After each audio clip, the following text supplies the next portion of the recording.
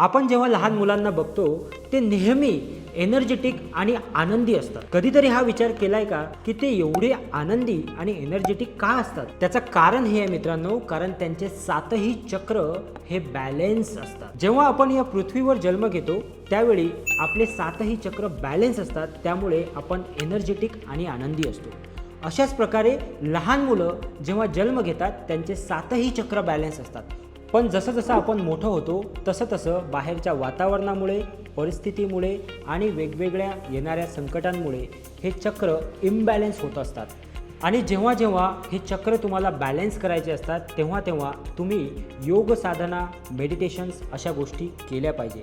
आणि ते जर का तुम्हाला शिकायचं असेल, समजून घ्यायचं असेल तर तुम्ही यायला पाहिजे आमच्या अपकमिंग प्रोग्राममध्ये, ज्याची लिंक या व्हिडिओच्या खाली दिलेली आहे। आणि तुम्हाला जर याबद्दल अधिक जाणून घ्यायचं असेल तर खाली दिलेल्या लिंकवर क्लिक करा, आपली सीट बुक करा आणि मी तुम्हाला सांगेल की कशा प्रकारे तुम्ही तुमचे 7 चक्र बॅलेन्स करू शकता।